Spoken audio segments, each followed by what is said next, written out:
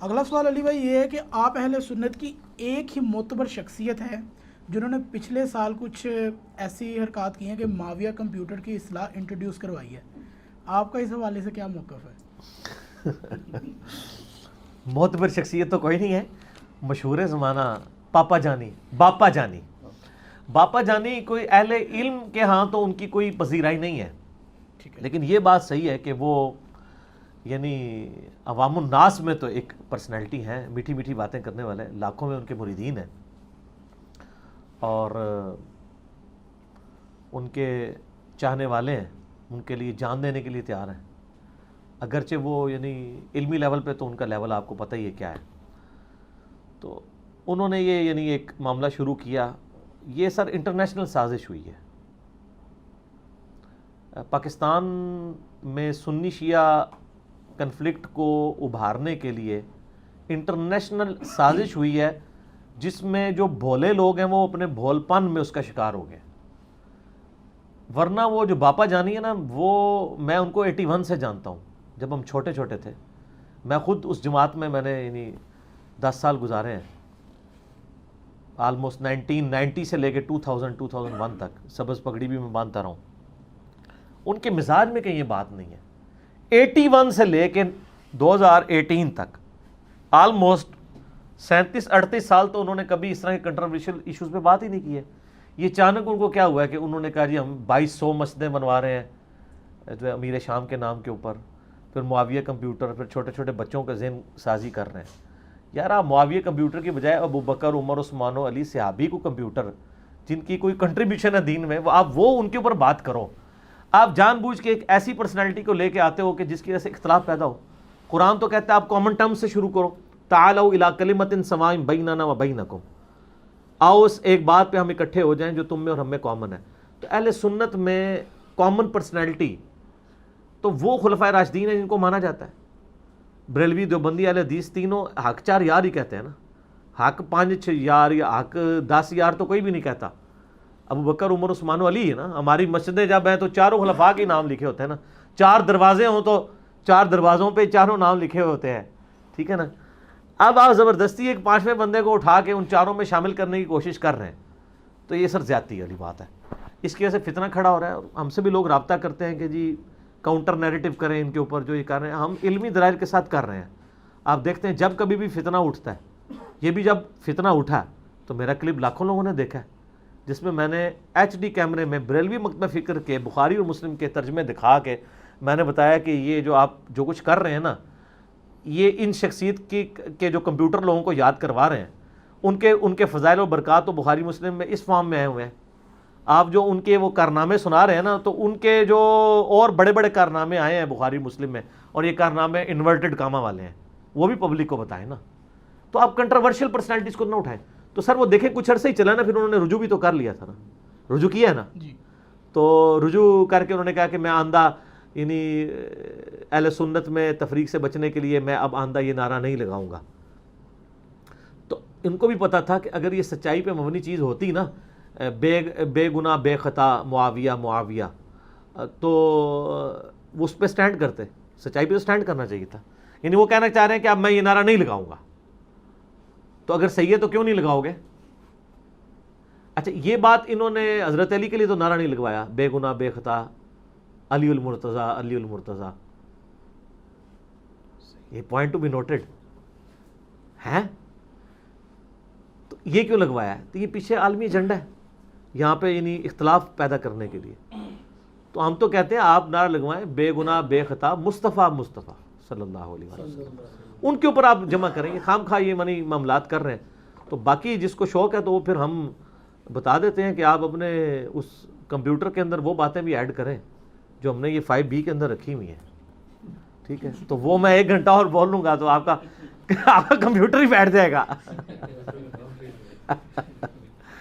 تو آپ کبھی یعنی معاویہ کمپیوٹر کے اوپر آپ نے کچھ کرنا ہو تو وہ میرا آپ وہی جو رپلائی ٹو مولانا الیاس قادری آن حضرت معاویہ رضی اللہ تعالیٰ عنہ، وہ 2 گھنٹے کی ویڈیو ہے، اس میں نے کچھ باتیں بخاری مسلم سے بیان کی ہیں، میں آج ریپیٹ نہیں کرتا تاکہ آپ کے سوالات کہیں بیچ میں کھڑے ہی نہ ہو جائیں، رہ ہی نہ جائیں۔ تو وہ میں ان سوالات کی طرف آتا ہوں آپ وہ اس میں سے بیان کر دیں, اس میں سے وہ اپنے کلپ اگر بنانے ہو تو اس میں سے کلپ جوڑیں, ٹھیک ہے نا, کہ یہ بھی ہے, اس کو بھی یاد رکھو, یہ بھی ہوا تھا, یہ بھی ہوا تھا, یہ بھی ہوا تھا. وہ تو نہ ختم ہونے والی داستان ہے. تو ہم اسے کنڈیم کرتے ہیں جی, یہ ہم اس کو سازش سمجھتے ہیں. چونکہ آپ نے مجھ سے اوپینین لیا ہے نا, تو یہ ٹوٹلی سنی شیعہ کنفلکٹ کو ابھارنے کے لیے, جس کی وجہ سے پچھلے آپ سمجھ لیں 3 ڈیکیز کے اندر ہزاروں لوگ لقمہ اجل بنے ہیں پاکستان میں, جو مذہبی منافرت پھیلائی گئی ہے سنی شیعہ کنفلکٹ کی بنیاد کے اوپر. اب جا کے وہ تھوڑا بہت سکون آیا, تو وہ چونکہ سکون آ چکا تھا تو عالمی طاقتوں نے کہا ہوگا کہ پھر بے سکونی کریں. تو اس سسٹم کا حصہ نہ بنے. بل میں اللہ کا شکر ادا کرتا ہوں کہ ان کا یہ فتنہ کامیاب نہیں ہوا, کیونکہ سب سے پہلے بریلوی علماء نے خود ہی مخالفت کی ہے. یہ دیوبند یا اہل حدیث کے کہنے پہ بیک فٹ پہ نہیں گئے سر. یہ دیوبند اہل حدیث تو منار پاکستان پہ بھی چڑھ کے چیخے نا تو وہ ان کو کچھ نہیں سمجھتے, کیونکہ وہ نجدی سمجھتے ہیں ان کو. وہ بیک فٹ پہ گئے ہیں بریلوی علماء کے زور لگانے کے اوپر کہ یہ تم غلط کر رہے ہو. اور دوسری طرف انہی کے بریلوی علماء نے باقاعدہ مجھے فون کیے کہ آپ نے اپنی ویڈیو ریکارڈ کروانی ہے. میں نے یہ ویڈیو جو ریکارڈ کروائی تھی نا, یعنی اس کے لیے مجھے ابھارا بریلوی علماء نے تھا. ان کا ہم سامنے نہیں آئیں گے چونکہ آپ کی ویورشپ زیادہ ہے, آپ کی ایکسپرٹیز اس فیلڈ میں زیادہ ہے, کیونکہ مجھ سے بڑی محبت کرتے ہیں. میں نام نہیں لیتا, ان کے لیے اپنی مسجدوں میں سروائیول مشکل ہو جائے گی. انہوں نے باقاعدہ مجھے فون کر کے کہا کہ ڈاکٹر طاہر القادری صاحب کی تو ویڈیو آ چکی ہے, لیکن انہوں نے ڈھکے چھپے الفاظ میں ایک معاملات کو آپ ذرا احادیث کی بنیاد پہ کریں. دیکھیں ڈاکٹر طاہر القادری صاحب نے تو کہا کہ ہمارے محدثین یہ کہتے تھے, وہ یہ کہتے تھے, وہ یہ کہتے تھے. میں کہ نا سر, ہم آپ کو بتاتے ہیں کہ آپ تو کہہ رہے ہیں وہ دفاع کرتے تھے, ہم بتائیں گے کہ وہ دفاع نہیں کرتے تھے. وہ ان کے جو معاویہ کمپیوٹر میں ڈالنے والے کارنامے ہیں نا, وہ کارنامے بخاری مسلم میں لکھ کے گئے ہیں. وہ سارے کے سارے کارنامے میں نے بتائے ہیں.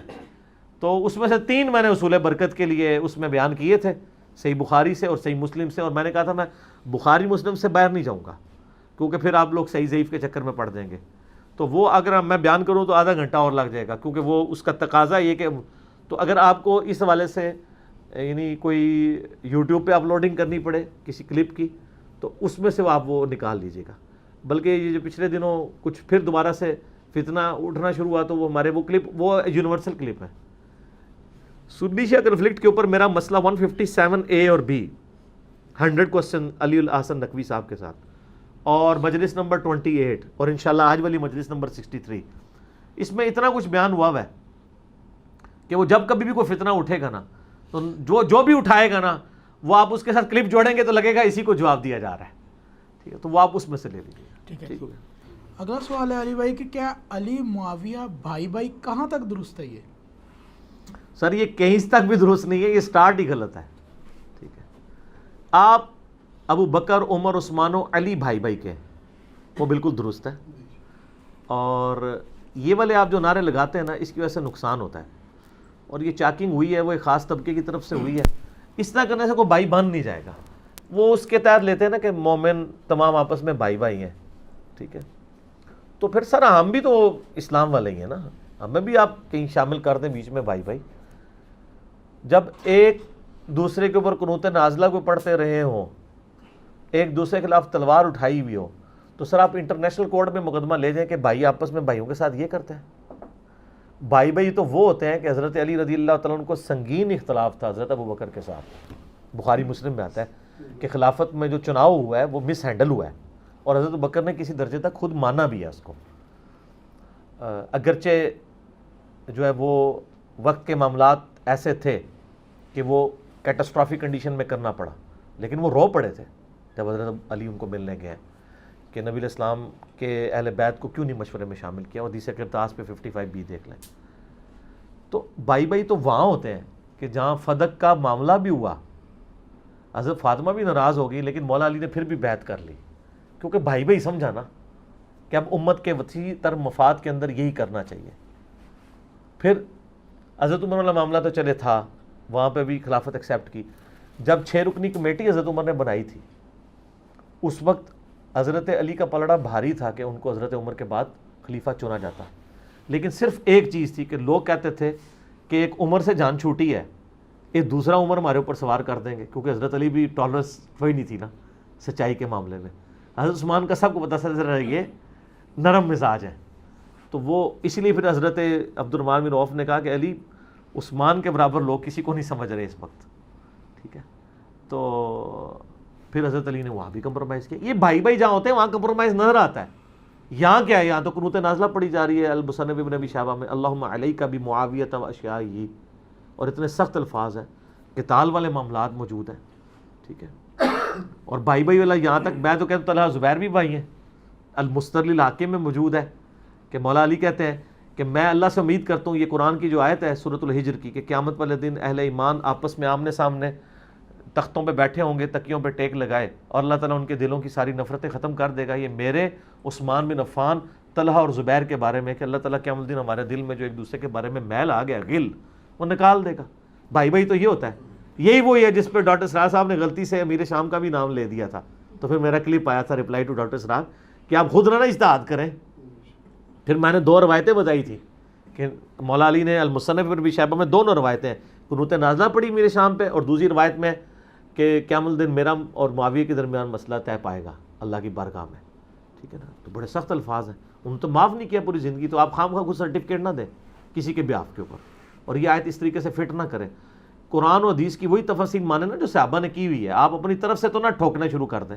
جو ڈائریکٹ افیکٹنگ ہے وہ لوگ معاف کرنے کے لیے نہیں، تو آپ خود سے مطلب معاملات. یہ حضرت علی کو کوئی جا کے سناتا نا کہ سر قرآن میں آیا کہ آپ لوگ تکیے ہوئے ہوں گے، خیر ہے معاویہ بھی تھوڑے نال ہی ہوئے گا، وہ تو کہہ رہے ہیں میں اللہ کی بارگاہ پڑھنا ہے انہوں، تو اسی خام خواہ مطلب مامے بڑے ہوئے ہو.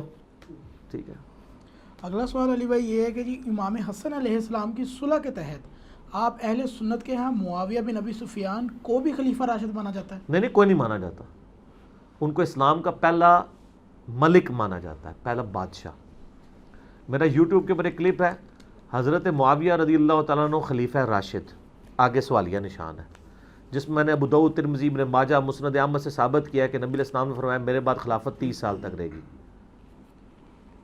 ٹھیک ہے. اس کے بعد حضرت سفینہ کہتے ہیں گن، ابو بکر کے 2 سال، عمر کے 10 سال، عثمان کے 12 سال اور علی کے 6 سال. حضرت حسن کے بھی اس میں 6 مہینے شامل ہیں. تو وہ لوگ کہتے ہیں یہ آل امیہ بنو زرقاء کہتے ہیں کہ یہ تو حضرت علی علیہ السلام تو خلیفہ ہی نہیں ہے. امام داؤد نے علی علیہ السلام لکھا ہے 4646 نمبر حدیث میں. تو فرمایا یہ ان کی پیٹھ سے جھوٹ نکلا ہے جہاں سے ہوا خارج کرتے ہیں، یعنی اتنی بدبودار بات ہے. حق تو یہ ہے کہ ان کی خلافت بدترین بادشاہت ہے. ٹھیک ہے. مسند احمد میں موجود ہے، جامعہ ترمذی میں نے یہ سارے طریق جمع کیے ہیں. مسند ابی داؤد 43 کے اندر موجود ہے کہ پھر وہ سفینہ سے پوچھتا ہے کہ جو یہ بھی مولا رسول اللہ ہے، حضرت سفینہ بھی، یہ بھی ذات کرتا غلام ہے، کہ پھر معاویہ کیا ہوئے؟ تو انہوں نے کہا وہ اسلام کے پہلے بادشاہ ہیں. تو ان کو خلیفہ راشد کوئی بھی نہیں مانتا. خلیفہ راشد ابو بکر، عمر، عثمان و علی ہیں، اور حسن بن علی اس میں ساتھ شامل ہیں. اس کے بعد عمر بن عبدالعزیز کو مانا جاتا ہے. یہ سارے کہتے ہیں نہیں وہ 5ویں خلیفہ راشد عمر بن عبدالعزیز ہیں، کہتے ہیں نا سارے، سنی بھی شیعہ بھی. تو ان سے پوچھیں کہ 5ویں خلیفہ راشد وہ ہیں، تو بیچ میں کون سا بگاڑ آ گیا؟ اتنا لمبا گیپ کیسے آ گیا؟ تو اس کا مطلب وہ آپ خود ہی مان رہے ہیں کہ وہ خلافت علی منہاج النبوہ نہیں تھی. جو مسند احمد میں حدیث ہے کہ پہلے اللہ تعالیٰ جب تک چاہے گا میں تم میں رہوں گا، پھر اللہ تعالیٰ مجھے اٹھا لے گا، پھر میرے بعد خلافت علی منہاج النبوہ ہوگی، پھر اللہ تعالیٰ جب چاہے گا اسے اٹھا لے گا، اس کے بعد کاٹ کھانے والی ملوکیت شروع ہو جائے گی. ٹھیک ہے. اور یہ حدیث آپ دیکھیں، یہ حدیث لکھ کے نا یہ نعمان ابن بشیر حذیفہ بن یمان رازدار رسول سے بیان کرتے ہیں. جب حضرت عمر بن عبدالعزیز خلیفہ بنے تو ان کو کسی تابعی نے لکھ کے حدیث بھیجی کہ جو نبی علیہ السلام فرمایا تھا نا یہ کاٹ کھانے والی ملوکیت کے بعد دوبارہ خلافت آ جائے گی، تو ہم اللہ سے امید کرتے ہیں یہ آپ کی خلافت ہے. تو حضرت عمر بن عبدالعزیز بڑے خوش ہوئے. ایک تشریح اس کی یہ بھی ہے، اس حدیث کے اندر موجود ہے، میں نے اس پمفلٹ میں بھی ڈالی ہوئی ہے.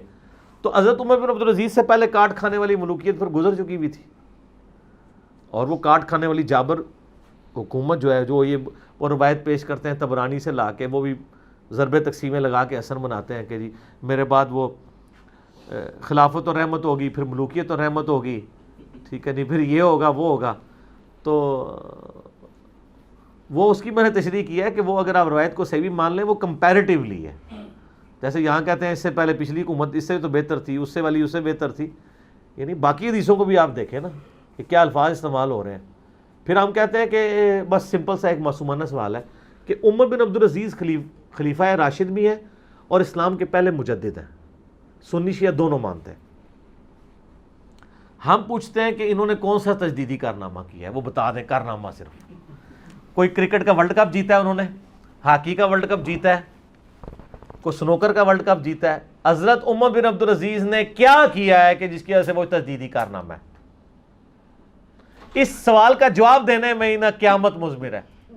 تو یہی جواب ہے کہ وہ اس مسند پہ آ کے بیٹھے کہ جو آل امیہ کی بدماش حکومت نے ایک قتل و غارت کا بازار گرم کیا ہوا تھا، لوگوں کی جائیدادیں ہتھیائی ہوئی تھیں، لوگوں کو تلوار کی نوک کے اوپر اپنا غلام بنایا ہوا تھا، اس غلامی سے آزاد کروا دیا.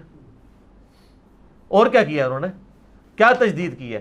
دوسرا، جو آل امیہ کے دور میں سیدنا علی پہ سب و شتم ہوتا تھا وہ ختم کروایا.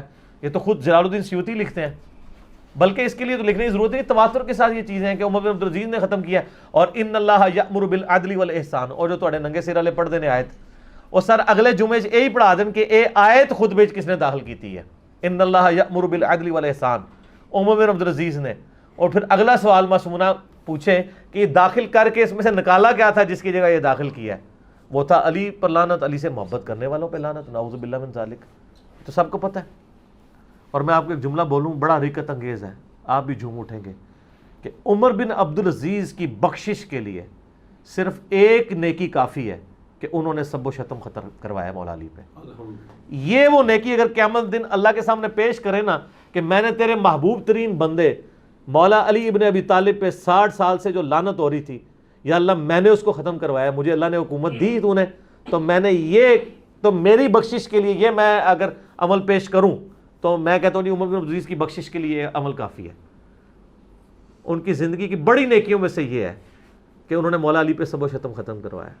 انشاءاللہ ان کی بخشش اسی ایک عمل پہ ہو جائے گی انشاءاللہ. ٹھیک ہے. اگلا سوال ہے علی بھائی کہ آپ کے بعض سنی علماء کہتے ہیں کہ قیامت کے دن مولا علی اور ان کے مخالفین سے متعلق کوئی سوال نہیں پوچھا جانا، آپ کا کیا موقف ہے؟ میں نے تو اس میں کئی ایک باتیں کر دی ہیں کہ موقف ہے نا سر، پوچھا جائے گا.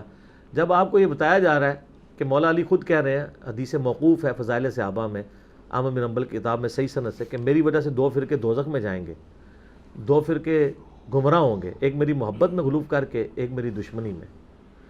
تو یہ دشمنی میں غلو کرنے والے کون ہیں؟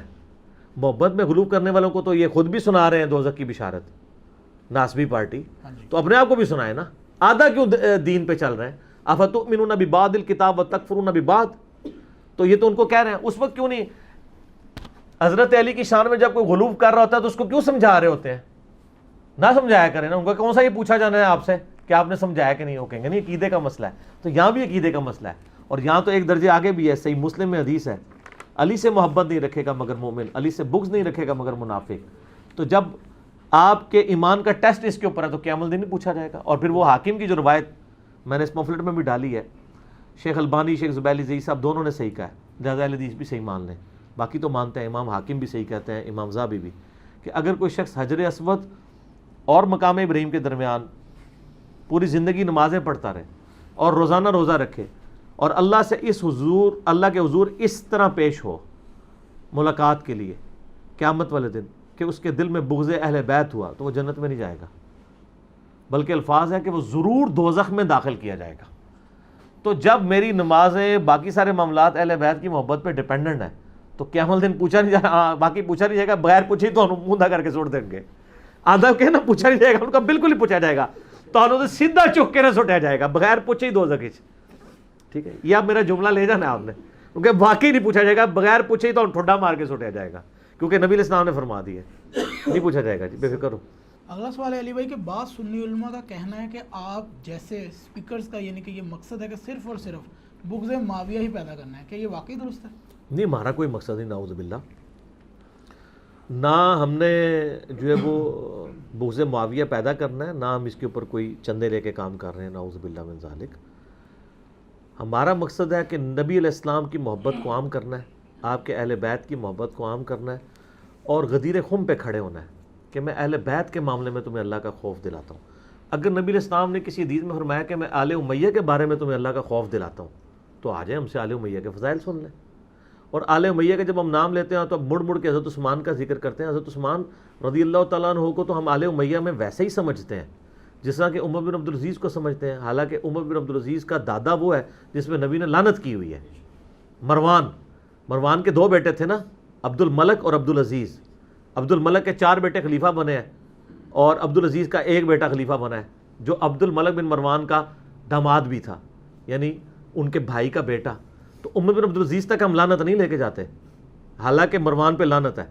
ہم کہتے ہیں نہیں یار، وہ ایک جنرل بات تھی، اسپیسیفکلی ایک اچھا بندہ بھی ہو سکتا ہے.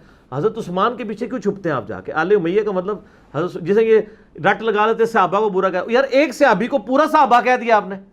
صحابہ کی مطلب خود بتاتے ہیں ہمیں لاکھوں میں صحابہ ہیں. آپ 3-4 بندوں کے اوپر جرح ہوتی ہے تو آپ کہتے ہیں صحابہ کو برا کہہ رہے ہیں. آپ کیا کہہ رہے ہیں؟ 3 یا 4 بندوں کی غلطیاں ہائی لائٹ ہوتی ہیں. آپ لاکھوں لوگوں کو 3-4 بندوں کے پیچھے اس کیٹیگری میں کیوں ڈال رہے ہیں؟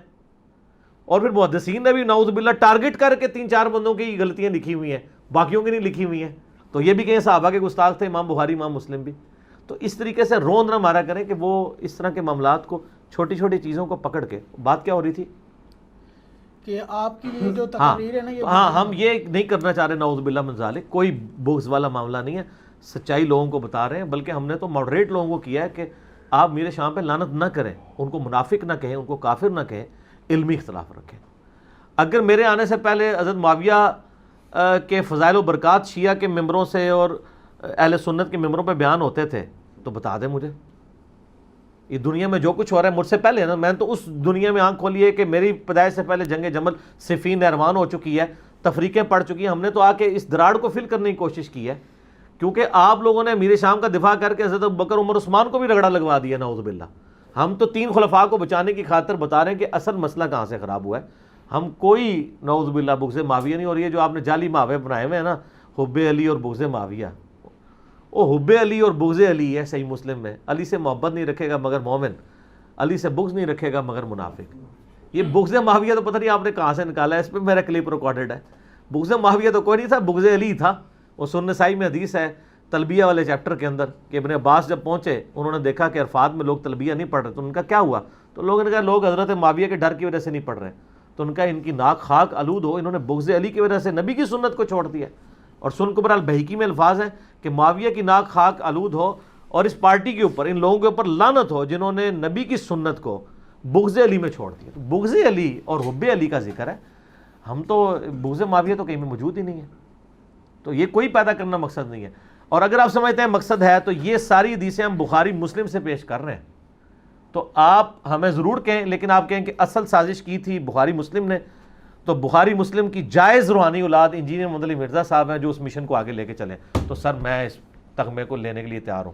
لیکن اگر آپ ان حدیثوں کو بیان کرنے پہ میرے اوپر جھوٹے الزام لگائیں گے تو پھر آپ مجھ سے مزاج نہیں ہوں گے. کیونکہ کہتے ہیں چور سے پہلے چور کی ماں کو مارو. تو میری روحانی ماں امام بخاری امام مسلم ہے جن سے میں نے حدیثیں نقل کی ہیں. اور اس سے بھی پہلے نبی الاسلام کی جو فرمان ہے، جو کچھ ہم بیان کر رہے ہیں وہ نبی الاسلام، یعنی یہ نبی الاسلام کا فرمان ہے نا کہ عمار کو باغی جماعت قتل کرے گی، عمار ان کو اللہ اور جنت کی طرف بلائے گا اور مخالف جماعت دوزخ کی طرف بلائے گی.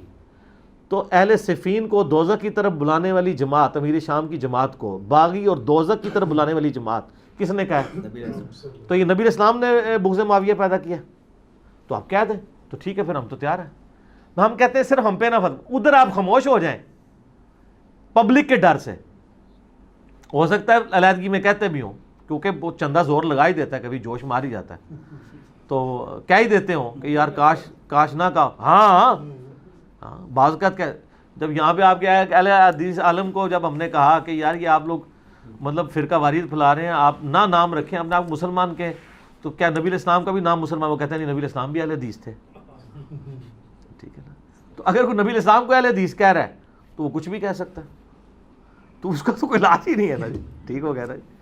یہ ہمارا ریسرچ پیپر ہے میرے بھائیوں، ریسرچ پیپر نمبر 5B، واقعہ کربلا کا حقیقی پس منظر 72 صحیح الاسناد احادیث کی روشنی میں، جس میں نے اہل سنت کی مین سٹریم کی کتابوں سے تقریباً 200 روایتیں جمع کی ہیں. اکثر صحیح بخاری اور صحیح مسلم سے احادیث ہیں، اور جو بخاری اور مسلم سے ہٹ کے باقی روایتیں ہیں ان کے اوپر میں نے دور حاضر کے جو بڑے بڑے محدثین ہیں، شیخ البانی رحمہ اللہ تعالی، شیخ زبیل زئی رحمہ اللہ تعالی، شیخ شعیب ارناؤت رحمہ اللہ تعالی، اس کے علاوہ سلیم اسد حفظہ اللہ تعالی، شیخ غلام مصطفیٰ ظہیر حفظہ اللہ تعالی، اور باقی جو بڑے بڑے محدثین جن کی یعنی یہ فیلڈ ہے، ان کی تحکیم کے ساتھ احادیث جمع کی ہیں، اور آلموسٹ سنی شیعہ کنفلکٹ کے اوپر کربلا کے کانٹیکسٹ میں جتنی باتیں میں نے اس میں کور کی ہیں، یعنی خلافت راشدہ کی مدت کتنی تھی،